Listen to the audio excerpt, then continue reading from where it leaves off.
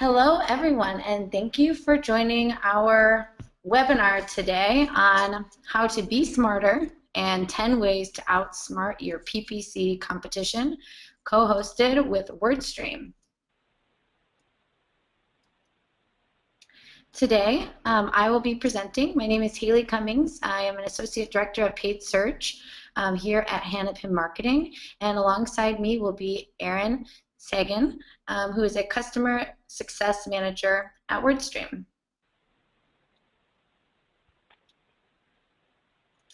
So today, if you like what you're listening to and you'd like to join the conversation, follow us at, include the hashtag ThinkPPC in your Twitter tweets, or use the webinar question box to send us questions that we will get to at the end of the hour.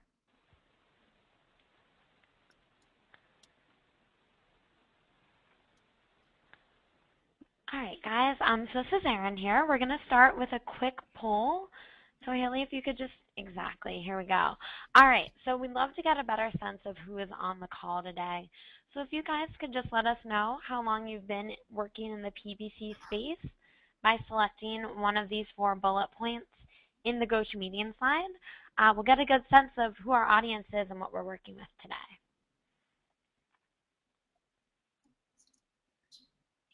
So Erin, how long have you been in PPC? I've been in PPC for about 3 years, which I think to some doesn't sound long, but one thing to think about when you're working with PPC is it's so important that you're always up on some of the newer things as it's always evolving.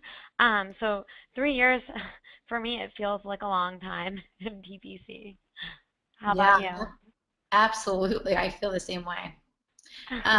So I've actually been in PPC since 2007, so about 7 years, which makes me like a dinosaur. I remember when I first started in PPC, I was using Atlas, if you can imagine, to kind of track my campaign's performance, which was not even a paid search. We called all of our keywords placements. So it was quite a long time ago, and things have changed a lot. So I am right there with you. I still feel like I'm new, though, because I learn things every day.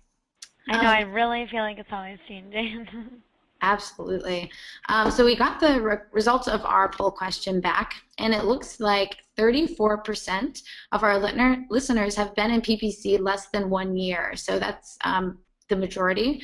Then we have 32% at 1 to 3 years, 15% at 3 to 5 years, and 18% up there with me, the dinosaurs, at 5+ years. So great, we've got a really good mix.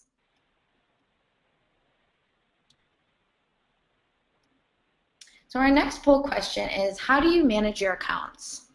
A, I manage it myself. B, I'm part of a team that manages it. C, I outsource my account management. Or D, I'm rethinking how my account is managed.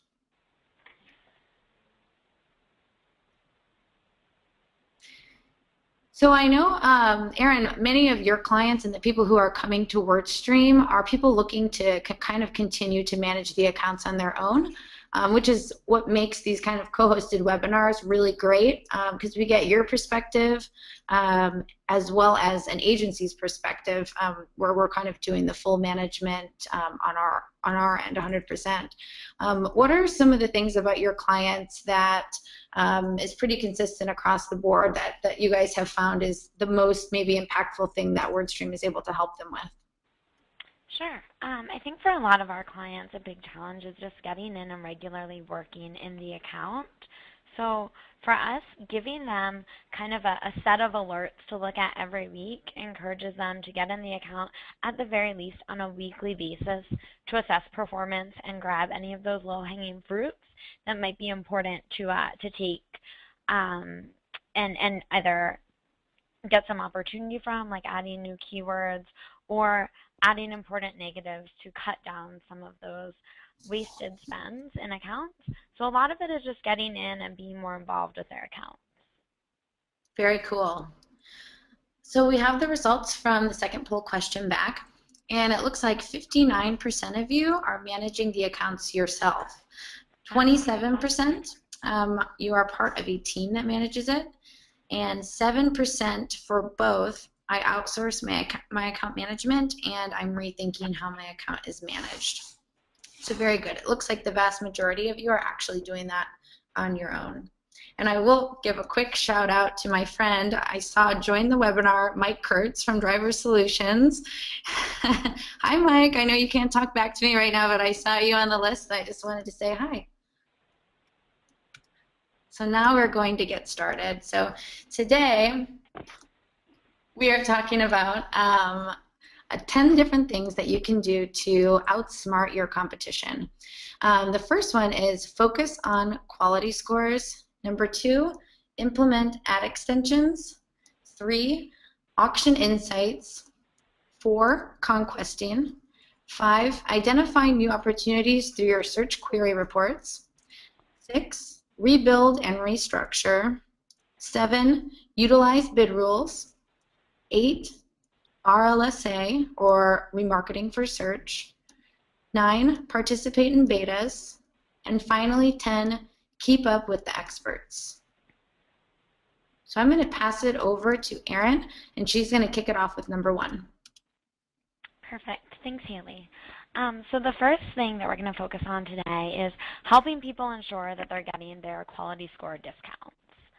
As a lot of you know, Google is really the world's most popular search engine because people trust it. It provides helpful results. I mean, I personally automatically go to Google because I really believe that I'm going to get the best results I can get there. But one thing that they really needed to ensure that they were doing is maintaining this sense of trust with their users, even with their paid listings. So that's where quality score comes into play. Google uses quality score to incentivize advertisers to follow this theme of relevance with their paid search ads. So as you can see in this chart above, advertisers with high quality scores are benefiting tremendously, while those with low quality scores are even more significantly penalized. 5 is kind of Google's quality score benchmark. They consistently renormalize their scores to get the average back to a 5. So we use that as kind of our neutral zone.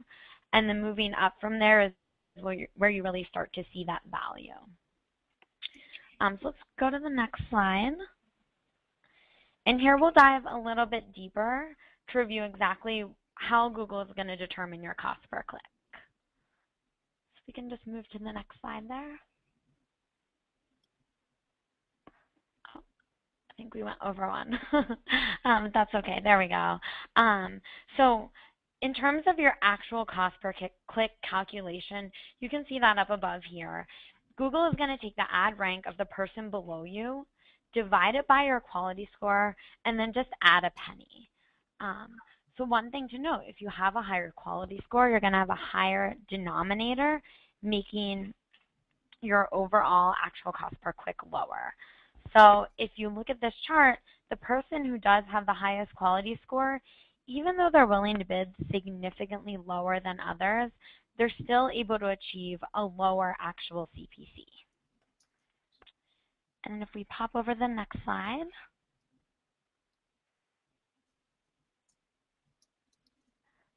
Yep, so if we move over to the next slide, you guys will see how you can start to get your quality scores in check. So there are 6 components that are contributing to quality score.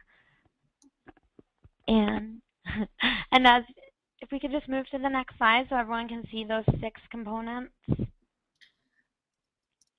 Hey, Erin, I think there might be a little bit of a delay. Is it showing up now? Oh, gotcha. Yeah, perfect. It looks great. I hope everybody out there can see it. All right, so these are the 6 components that contribute to quality score. Most importantly, you want to focus on your click-through rate. Although Google doesn't give us a very straightforward idea of how they're determining your quality scores, these are the components that contribute to it. So click-through rate is most important. As you can see, these are all interrelated. So keyword relevancy, ad relevancy, and the relevancy tying back to those landing pages are all going to contribute to the click-through rate. a few reminders when you're working with quality score is it is going to take about 4 to 6 weeks to see an update in your quality scores.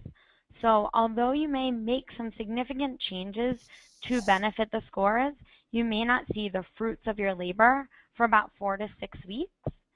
It's important to just keep focusing on making those improvements over time, and eventually you will see the changes. As I mentioned before, Google periodically renormalizes the average quality score to 5.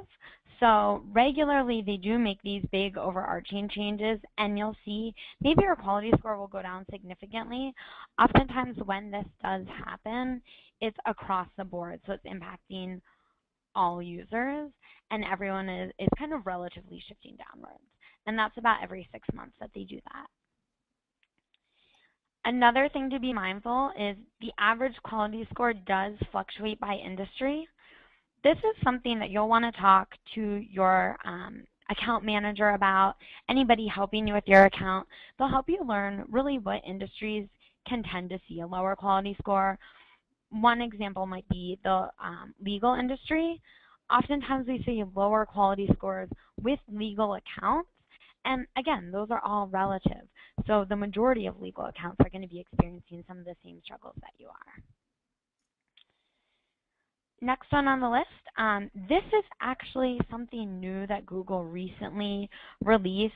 A lot of people suspected that new keywords quality scores were actually impacted by the performance of existing keywords that were highly related to those. But a few weeks ago, Google actually officially said this is how they are calculating the quality score of new keywords. So keep in mind, when you're adding a new keyword, they're going to look at your old keywords quality scores. If they're not good, that will negatively impact that fresh new keyword. So you'll want to take efforts to improve old keywords or eliminate old keywords with poor quality scores prior to building out. And finally, they also release the information that device does matter for quality score calculations. So keep in mind, you want to optimize differently for mobile phones versus desktop computers, but Google will take into the account that, say for example, your average click-through rate is lower on mobile. They're going to understand that that's the case and make adjustments accordingly to ensure that that's not negatively impacting your quality score. All right, so that about sums it up for quality score. Let's move on to number 2, which is ad extensions. Oh, perfect. So for ad extensions, these are a really critical component of PPC campaigns. I recommend implementing them across the board in any case that you can. And I've worked with a lot of advertisers that hesitate to utilize these extensions because they feel that they're a lot of work to maintain. The reality is they're actually really, really simple to set up. They require little to no maintenance whatsoever. And they're cost effective. They're not costing you any more than a regular click on your ad would be. We'll go into the benefits of these a little bit more moving forward, but just to note, a couple key points. With ad extensions, you're likely to achieve higher ad ranks, you're going to get more real estate on the SERP, and you should see increased click-through rates. So if we can move on to the next slide, we'll start looking at ad rank. Perfect. So if you've been following industry news, you probably know that ad format is becoming more and more critical than ever. Back in October 2013, AdWords announced the expected performance of ad extensions would be factored into the ad rank formula. And back then, people weren't really sure how impactful this metric would be. Some PPCers thought it would serve as a tiebreaker for ads that seemed to have similar quality in bids. Others thought it was a very small percentage. But Google, a couple weeks ago, released a video where their chief economist, as you can see here, Hal Varian, announced a huge update to the ad rank formula. So as you can see in the chart alongside Hal, the ad extensions are now a more and more influential component of ad rank than advertisers originally anticipated. Hal actually suggests that ad format is just as impactful as quality score. Not so much that we agree with that. I think a lot of people are skeptical of that, but just the idea that he would hint at that is pretty notable. So keep in mind, you are going to see a huge impact on your ad rank if you're not utilizing extensions. You need to be utilizing these. Granted, they may not get any time on screen if you're not hitting a high position, but it is important that you're always utilizing them because it will impact your ad rank. And then if we move on to the next slide. Perfect. So aside from ad rank, which is kind of more of a background thing when it comes to PPC, in terms of what your users are experiencing with your extensions, this is going to be huge. They vastly impact the way that users interact with your ads. And as you can see in this example, the first ad is significantly more appealing than the ad pictured in the third position. It has a number of extensions, and that automatically increases its visibility on the page. So you can see here, just that final line of site links adds one extra line of text. They have the ratings. All of those things are impacting the amount of real estate that this particular ad has on the search engine results page. If you look at the ad down at the bottom, which has no extensions at all, you can see it's significantly smaller, it's a standard ad, and eyes are not going to be driven to that ad. Imagine if these ads were reversed and the person in the first position did not have extensions and the one in the third did. Chances are the one in third position would get equal or more clicks to the one in the first position, and that's a great leg up on your competitors. I mean, if they're overbidding to get in a top position and you're able to detract clicks from them just because you have a more appealing ad with more information and with extensions, chances are you're going to see a higher click-through rate than they will. All right, so that about sums it up for ad extensions. Cool. That was great, Erin. I especially liked that you called it a quality score discount. I think that was really a great way to put that. So next we're going to talk a little bit about auction insights.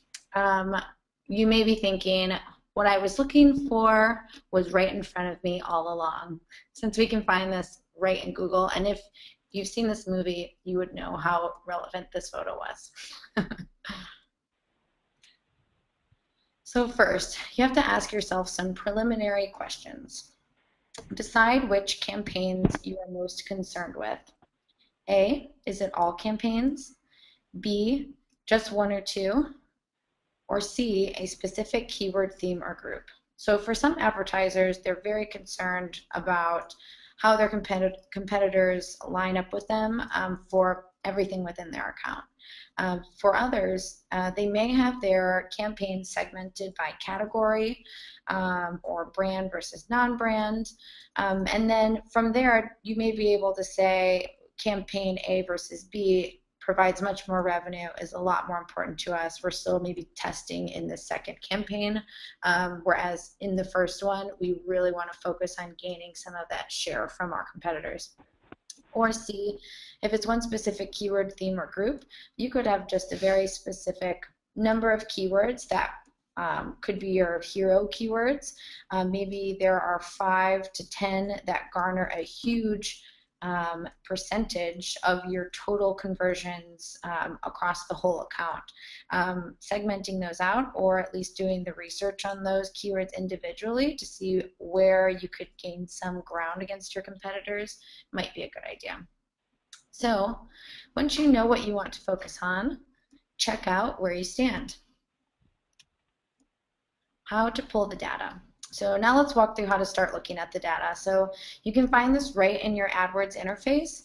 I've done some pretty cool, I think, competitive analyses for my clients and some competitive landscape research, just using the free stuff that we have right within the interface. So first thing is log into your AdWords account, navigate to where that campaign or group or keyword exists, and then select the details button highlighted below, and then select all. So what does this data show us? From here, you can see where you stand compared to your competition for the following metrics. Impression share, so this will be a percentage taken from how often your ads are showing versus the total available query volume. Second, average position. So this is one that we're all very familiar with. This is the average position your ad will show up in against the given set of keywords or campaigns. Next, overlap rate. So this is how often your ads are shown in conjunction with this other competitor's ads. Fourth, position above rate. This is how often your ad will be ranked above that competitor. So this is a really great metric to take notice of. And fifth, top of page rate. So this is the percentage of times that your ad will show up in that first through third top of page position. So very important as well. So make sure you're looking at competitors that are closely related to your brand. You may find that Amazon shows up, Ask.com shows up, these really big sort of never-ending budget type of brands will show up and look like they're competitors of yours. So obviously Amazon could be everyone's competitor almost, unless you're selling a service or a lead for an auto quote or something very specific. But if you're selling anything, Amazon likely is a competitor. You can kind of cross those off your list and start to look down the list at the competitors that you know align with your business model, the products that you are selling, etc. Next steps. So now that you know where you stand, what can be done about this? Impression share loss metrics. So based on the information that you were seeing within the auction insight results, you can start to build a case for either adding more budget or working towards quality score with all of those great tips and tricks that Erin gave us at the beginning of the presentation. So first is build your share by increasing your daily budget. You can get a impression share loss due to budget, which is a very straightforward number of impressions that you're missing out on just due to capping out in budget. So it's a very simple way to sort of test gaining incremental conversions. I would be cautious though, as you spend more money and show up more frequently, you could see your CPA increase, but I think this is a great place to start if you wanted to do a conservative push and know where that gap exists and how large it is. Second is build your share by increasing your bid. So this one's a little bit different. A very quick way to do this is to make sure that you don't have any keywords that are off the first page. As Erin said, if you have old keywords within the account that are dragging down quality score, same thing goes for those keywords that aren't showing up on the first page results. I don't know about you guys, but I never click to the second page, and I would assume that the majority of our listeners today don't do that as well. So if you're bidding on it, make it worth your while, get some data, make sure it has the chance to show up at least on the first page. And that's where you're going to be gaining some of that impression share loss due to rank. Once you can do some of those things, revisit in 3 months and then set a quarterly reminder moving forward. Once you've identified those key competitors that you really want to compete with and that key subset of keywords that you find highly, highly valuable, you can kind of start to watch your position above rate change, your overlap rate change, and build a goal within your quarterly brand reviews and in your planning that can help you move the needle on gaining some traction over your competitors.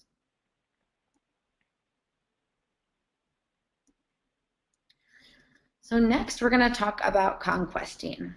This is a term that I don't hear thrown around too often. It's something that I heard years and years ago when I started in paid search, and I don't even know if people still use it. I still use it.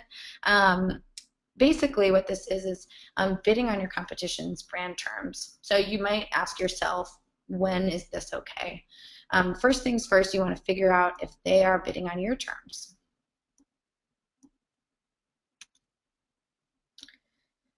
How do you know if you should conquest? So as we just said, after looking into your auction insights data, you can now revisit this by looking at your branded terms only. So when thinking about doing some conquesting, you really want to find out who is bidding on your terms.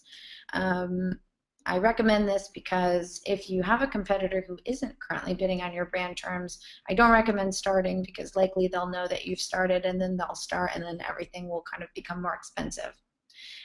So answer these questions to qualify a conquesting campaign. Number one, how much impression share are they gaining from your brand? So with those metrics that we just covered, impression share would be the metric I would look at against your brand terms for your competitors. So if your competitors are gaining 10 to 20 or more % of impression share just bidding on your brand terms, I recommend taking note and especially highlighting the ones that are gaining more than 10 to 15%. Has your branded CPC increased over the past 3 to 6 months? So you can do this by taking a look in the interface and just setting your time range to 6 months or 3 months or anywhere in between, choosing CPC as the metric you want to chart and seeing if that is increasing up or down for your branded terms. And to do that, you could just set a filter for keywords that contain or keywords that are, and then list your brand name. If that is up and to the right pretty steadily, it means that you're experiencing some competition. How has that CPC increase affected your ability to garner the same number of clicks/conversions? So as your CPC increases, it becomes obviously more expensive for us to maintain the level of conversions that we were getting before. Without an average order value increase or some other change, it would be pretty difficult to maintain the same revenue that you were seeing before when you had to pay less. It's really important to take a step back and try to figure these metrics out before you spend a lot of time creating a conquesting campaign, and hopefully after you answer 1 through 3, you'll be better armed to either move forward or pause on this tactic. So if you're going to set up a conquesting campaign, set some expectations. I thought this sign was really funny, so I threw it in there. Definitely setting some expectations that are pretty obvious. So first, remember this audience is already telling us what brand they are loyal to and or done research on. So if I am looking for Uggs boots and a what's another, Emu, I think that's a competitor, is showing me an ad, they should be fully aware that I'm maybe already brand loyal and already researched the specific boot that I'm looking for. So what does this mean for us? They will not likely click on your ads. So I may know what I'm looking for, and that ad may not stop me from going directly to the UGG site. So therefore your click-through rate could be low. However, if that ad is compelling enough and I'm shown that Emu ad, I hope that's a brand, I think I'm making it up, then I may be compelled to switch or change my mind. If I'm far enough down the funnel and that ad is compelling and it's either showing me more cost savings, better selection, maybe there's a return policy that's really great, whatever that is, make sure it's compelling. And therefore, when I get to the page, since I am so low funnel, the conversion rate on this customer should be higher than your account average. Hey, Hayley, if I could jump in and just set one more expectation that I thought was really interesting that one of our clients experienced. They had been doing conquesting. I mean, we were recommending it 100%, bidding on their competitors' terms, and they were actually seeing tons of clicks. and they couldn't get any conversions.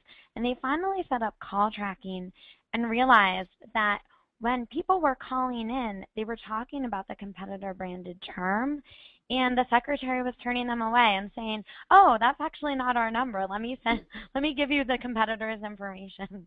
So whomever is answering the phone or is working with your return on those paid ads with those searchers, make sure that they're aware that you're bidding on some of these terms and have the proper response for when they call in on the phone, so you don't spend all of this time getting these great new searchers and losing them when someone on the other end picks up the phone. That's a great point. Thanks for sharing that, Erin. Yeah. So how should you set up your campaigns? How do you ensure you are setting your campaigns up for the most success possible? So we're still talking specifically about those conquesting campaigns. First, you want to utilize a strong call to action and research what your competition is offering and beat it/meet it. So if you're going to take the time to bid on these, this audience, make sure that you know what that other competitor is offering. If they're offering 20% off, it would be great if you could offer 20% off or 25% off. If they have 365-day return policy, it'd be great if you had the same. This will draw the eye to your ad and entice the click. Focus on your strengths. So how are you better than your competition? Maybe you know that your boots are waterproof or come with a waterproofing solution. Put that in your ads. Make sure that they know they're going to get a better value if they take the time to click on your ad and get that information on your site. 3, be selective about your keywords. So keeping in mind that you want those keywords to be tightly themed, exact match terms to avoid bidding on even less relevant traffic. So everything that we have to keep in mind about our brand traffic, meaning maybe there's a negative review or there is someone searching for how to return something or customer service. We don't want to spend our advertising dollars on those types of searches, so make sure that you're not spending your advertising dollars on your competitors' searches that are similar to that. So those are even less related.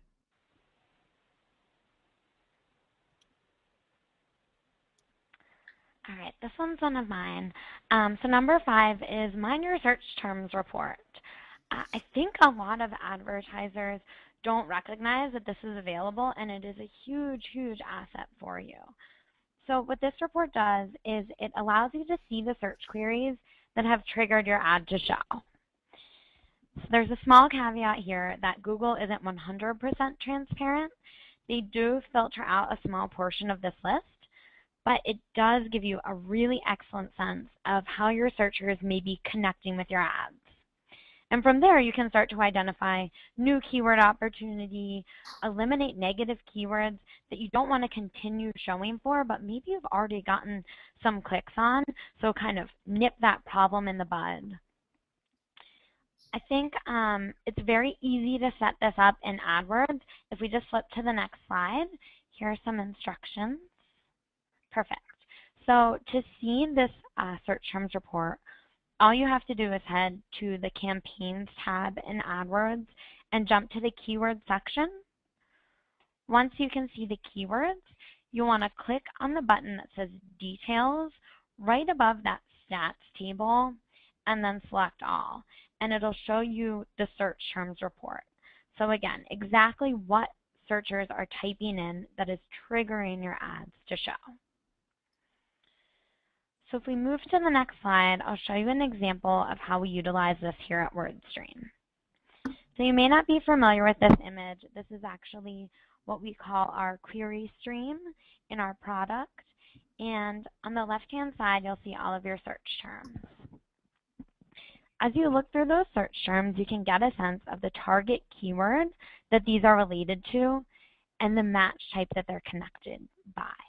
So for example, for how to sell cell phones, we know we're connecting to the search query buy and sell phones Milwaukee, Wisconsin, because they're matched by a broad match. once you have this report, you can start to manipulate it to get some really great insights and start taking action. So I recommend first organizing by cost. When you look at the words that are the most expensive for you and identify if they're really a good fit or not, you can oftentimes find really good negatives that are costing you a good bit of money, but you're never converting for. You may also find words that are resulting in conversions that you just aren't bidding on right now. So yes, you're still getting the conversion on them because you're matching to them, but you might be able to get that conversion at an even lesser cost by bidding on that exact search query directly. And chances are, if it's a longer tail search query, it's going to be cheaper and less competitive. So in the product, as you can see here, you can actually directly take action and just add these as either new keywords or negatives directly from the report. In AdWords, you have to jump through a couple more hoops, but the sentiment is still there. Look through this report and start to take action on it. All right, so I'll turn it over to Hayley for the next one. Great. So my third poll question is, do you currently segment your match types by ad group? A, yes. B, no. C, in some cases. Or D, I don't know. So we'll give you guys a minute to think about that. I think there's a lot of different ways that have been recommended as far as segmenting or not segmenting your match types. Some of you may use a tiered bidding strategy. This is going to lead into one of the next topics that we talk about. So, Erin, what's the Wordstream thought on this? That's a good question. You know, we tend to manage each account differently. So I think if you would talk to the different reps, everyone has used a different strategy at some point in time. With a lot of our more advanced users who have been with us for a long time, we eventually moved to a stacked bidding strategy. So I think that's absolutely something to explore. The big red flag that we look for and definitely don't recommend is setting everything on broad match or everything on exact and calling it a day. This takes time. You always want to make sure that you're kind of evolving your account over time and making smart decisions about your match types, and they should always be based on data. That's great. Thanks, Erin. I totally agree. We've got the results back from your third poll question, and 36% of you are not currently segmenting your match types by ad group. 29% do segment your match types by ad group, 22% in some cases, and 13% don't know. Great. So next we want to talk about rebuilding and restructuring. So don't let your competitors outsmart you when it comes to the simplest of tasks. Your account structure and content determines everything, so do it right. And this is actually a town built out of Legos. So I thought that was... That's awesome. Why is it important to segment your match types? So you're going to hear my opinion on this. Yours may be different, and we can definitely get to those questions at the end. So if you cannot be sure you are prioritizing the most valuable terms, then you risk your competitors stealing share of voice. If you have a higher bid set at the broad match level than at the exact match level, the algorithm could prioritize your broad match keyword. So in some cases, if you are using a tiered bid strategy, you may already know to set those exact match keywords a little bit more aggressively than the other ones. But for many of us, we're updating bids so frequently on a mass kind of level that it's very hard to keep track of the individual sort of different match types and making sure that they are set up with that sort of 5 cent, 10 cent, $2 cushion, whatever you've decided on. Segment by a group so you can prioritize the most valuable exact match terms first. So if you're able to separate out by group, you can prioritize those keywords by using exact match negatives. So we call them embedded negatives. So negative the exact match versions of those terms in the broad match groups, and do the same in the phrase match. What could happen if you don't? This is a little dramatic with the caution tape, but I feel strongly about it. So here's what you will be risking. A, you could run through your budget on less relevant audiences. Showing a less relevant ad copy because we can't be 100% sure what that broad match query will be. And landing your potential buyers on a less than specific page.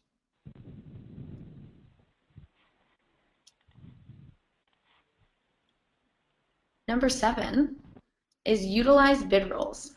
So I know you're busy, so let's take advantage of some of those free tools available right in AdWords.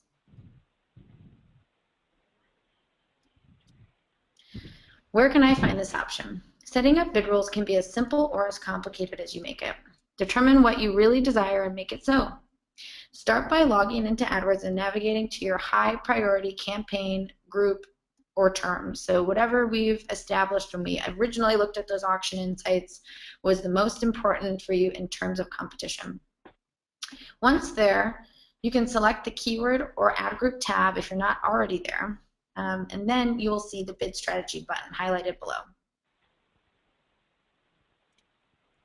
Once you have selected the bid strategy button, you'll be able to choose from the following options. Use a flexible bid strategy, use campaign or ad group bid strategy, use manual CPC bidding, or use flexible bid strategies. So if you're looking to set something at the campaign or ad group level, this is a great opportunity to do that in that second option.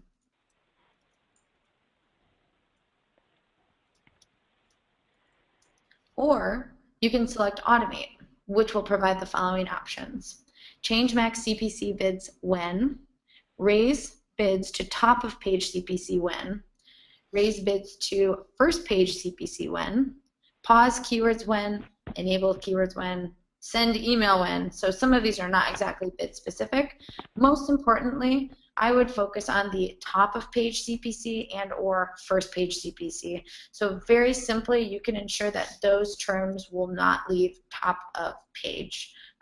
They're the most important to you. Make sure that your competition doesn't steal that share of voice when you've had a busy work week and you don't have time to make bid optimizations. Number 8, RLSA. Keep your audience aware, engaged, and motivated by prioritizing them every time they search. Don't let your competition steal potential buyers whom you have already informed. So what is RLSA? RLSA, also known as Hanapin, is RFS, basically because we didn't want the extra letter in there. So this means remarketing for search.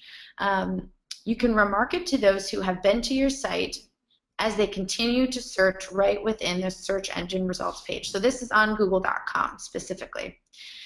What can you do? You can prioritize certain audiences with higher bids. So just like anything else, you can go in and select your audience, bid higher for this audience or only bid on this audience, and increase your bid modifier. So plus 50%, plus 25%, whatever seems best. You can customize ads to those who have previously visited your site and or taken a specific high value action. So if they've made it almost to the cart, if they've looked at very specific products that you know that they're interested in, hit them with an ad tailored to them later as they're continuing to do their research. You can also use a more aggressive call to action. Buy now, get a special discount with an end date to promote more urgency. This will allow you to set a separate budget for those who are searching for related terms and are already brand conscious. Why should we focus on this? So this audience should be your highest priority, as they are raising their hands and asking for more information, unlike remarketing within the display network. So these are remarketing within the display network is sort of catching up with those users as they're doing other things online. If they're back on the search engine results page, they are actively continuing to get more research. They are previously qualified as being brand aware, which will lower your risk. So they've already been to your site. If they don't want to click, they probably either already know that or your ad will remind them to come back and visit. They are telling us they are still in market by continuing to search, also lowering your risk. So exclude your converters. Make sure that those are not included. All right, perfect. So just a couple more for you guys. The next one is participate in AdWords betas. Utilizing betas is an awesome way to get a leg up on competitors. I think there's a big misconception out there. Marketers assume they must be invited specially to join a beta program or must be a really, really high spender like a Target or a JCPenney's. That's really not the case. For the majority of the betas out there, Google is really flexible about participation, and 9 times out of 10, all you have to do is kind of throw it out there that you want to do it and ask. A recommendation here is to always be on the lookout for betas that you wish to explore. Google is always announcing new tests through the AdWords Insights blog, so you can certainly follow that. Or you might simply just notice a new ad format online that you feel that would be a good fit for you. For example, think about image extensions. Guys, they're still in beta, I believe, but for people like hotel advertisers, restaurateurs, that is an excellent, excellent opportunity. And I think when people started to see those appear in the search results, they were dying to get them. So again, when you see something that resonates with you, that you know is a good fit for your audience, don't hesitate to reach out to your Google rep. Once you've identified whichever beta you want to join, that Google rep will be able to tell you if they're still taking participants, and they'll be able to share any application details with you. Sometimes the applications will be a formal process. Sometimes your rep will automatically let you in as long as you comply with their requirements. If you move on to the next slide, I'll show you guys a couple betas that have been really successful for us here at Wordstream recently. So the first is Gmail-sponsored promotions. And this gives advertisers the opportunity to show ads on the Google platform rather than just using managed placements, actually using more advanced options to target Gmail ads by email address, subject line, job title, and product category. We were a little reluctant to try these, to be honest. As you can imagine, with any new test, you can't always anticipate what it's going to turn out to be, but this has been extremely successful. Our CPA dramatically decreased, and we saw a heightened click-through rate. So it's something that we'll absolutely continue to explore. Another great one is Google Merchant Promotions. I think these will become even more popular as more people are moving over to the shopping ads. And you know, the product listing ads are sunsetting quickly. So a lot of people are making moves to transition to shopping. This is a special offers to append to any of those image ads that are showing up from your shopping campaigns. It allows you to add a special offer. And with these, we have seen great results so far as well. So a decrease in CPA, pops in conversions, revenue, and return on ad spend. So again, something that we're going to continue using. Hopefully, these betas will really come to fruition and become permanent parts of the AdWords platform. But for right now, we are absolutely taking advantage of them, getting a leg up on our competitors, and utilizing them in the beta format. And then my final kind of parting word of advice, number 10, keep up with the experts. We are so lucky with paid search that there is no shortage of content online. The key is keeping on top of it. As we mentioned earlier, this industry is ever evolving, and it's really hard to stay on top of new trends if you don't make it a part of your daily schedule. Here's a couple things I recommend doing. When I first started, set up a news aggregator. I use Feedly to follow industry news. These are kind of my favorite blogs. I'm sure you all have your own to add to the list as well. But these blogs can help you stay on top of any new trends, new betas, big news coming out. in the PPC industry. I also recommend participating in PPC chat. I know a couple of the PPC chatters are actually on the line right now listening in, but this is an awesome discussion. They pick a topic every week. They do them on Tuesdays at noon on Twitter, and there are some really, really genius PPC experts on there giving feedback and discussing upcoming things in the industry. Also highly recommend, if you have the budget, get to an SEM conference. I know some of the guys on the phone were at the Hero conference. We're going to be sponsoring ClickZ in a couple weeks. Larry Kim, our founder, and I will be traveling to PubCon to give a few sessions in Vegas in October. So there's tons of good stuff happening out there. Guys, make a trip out of it. Get to some of these conferences, and you'll just learn a ton about what's going on in the industry. And finally, you guys already have a leg up on your competitors who are not on this call. If you're attending this webinar, you're one step ahead. So keep attending webinars. There's tons out there.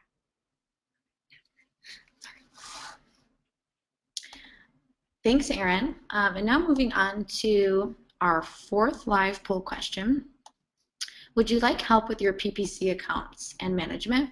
I am interested in a free account assessment from Hanapin for accounts spending more than $20K per month. B, a free Wordstream AdWords Performance Grader Plus and landing page grader walkthrough. C, no thanks, and D, both. And to give you guys a little bit of insight into what that performance grader is, that's a tool that we have online. You can run it anytime to assess your PPC performance. And we'll actually grade you against people in the same space as you, the same industry, to give you a sense of where you stand. So we'll give you a grade. Most people aren't getting 100, so there's definitely some room to work out there, but it'll give you a good idea of where you stand.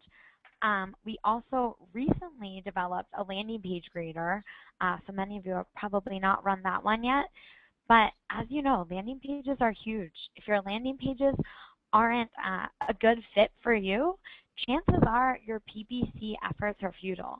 So take some time to check out your landing pages and get a sense of how they're performing. And if you run either of these, you'll have the opportunity to meet with someone on the team and actually walk through it together so you can better understand what you need to work on and actually what you can do to work on it. Awesome. Thanks, Erin. That sounds like a great opportunity. We are almost out of time, but I wanted to make sure that we answered some of the awesome questions that you guys sent over. So thank you so much. I think we had almost 20 questions, which is phenomenal. I am going to take this first one. The first question is, want to know how to identify those competitors that are using our brand and affecting our impression share. So we covered this a little bit at the beginning of the deck, but what you want to do is go into your account and navigate towards the Auction Insights tab. So you can hit the drop down there and select all. And that is going to give you results for whatever sort of subset of keywords or campaigns that you're currently showing up on within the account. So if you go into a specific ad group, it's going to give you that level of info. If you're looking at all campaigns together, it will give you that level of info. I suggest navigating to the most important one to you, and then kind of looking at that. And also pay attention to the time range that you're selecting, and I think it's most impactful to do at least 60 days. The next question, Erin, maybe you could help answer this one. Someone had a question about how often should we pull the search term reports and make adjustments? Oh, that's a great question. So to be honest, I think a lot of that has to do with the size of your account and the amount of time that you're able to dedicate to it. If you have a lot of volume, I recommend doing it very regularly, maybe even once a week if you have the time to devote to it. Particularly if it's a newer account, or if you just want to focus on a newer campaign where you need to catch any negatives that you may not have thought of that could really dramatically impact your success with that particular campaign or new account. So again, depending on the volume, but just setting the time aside to do it and do it regularly is key. Awesome. An additional question is, did you say we should make exact terms negative in the broad match group and negative the broad match terms in the exact group? So the first part of that is correct. So it's kind of, you want to think of it as the highest level, that exact match group, or I'm sorry, the highest level, the most, the widest sort of funnel or net that you can cast being those broad match terms. You want to negative out the phrase and exact match from those. So if you only have exact and broad match modified or broad match, then just negative that exact match. If you have phrase and exact, you want to add them both to your broad match group and then work backwards from there. So going to the middle, the phrase group, you want to negative the exact match group. And the exact match would need no match type embedded negatives because it will only bid on those exact terms. So I hope that answers your question. Cool. I think we have time for one more. Let's see. And anytime, if you guys have any other questions about the webinar, feel free to tweet them at Wordstream, at PPC Hero, or at me directly. I'm happy to answer any questions that you have. Awesome. Oh, you could also email us directly at marketing@wordstream.com. Okay, great. Erin, maybe you can answer this last question. We've got about 1 minute to wrap up. Someone had asked, where can you find your quality score? Good question. So quality scores are assigned on the keyword level. You can also get some insights when looking in AdWords at that particular keyword's quality score as to why they're giving you that quality score. It's fairly limited, but you can see a little bit. In Wordstream, again, we also share them at the keyword level, and we're happy to walk people through them if they're looking to assess exactly why a particular keyword might have a particular quality score. Awesome. So if you have more questions, feel free to reach out to us or contact us directly. If you have feedback for Hanapin, contact marketing@hanapinmarketing.com. Feedback for Wordstream, contact KGWOZDZ@wordstream.com. So thank you so much. We really appreciate you all for attending, and we hope it was valuable. And we will see you on the next webinar. Absolutely. Thanks, guys, for attending.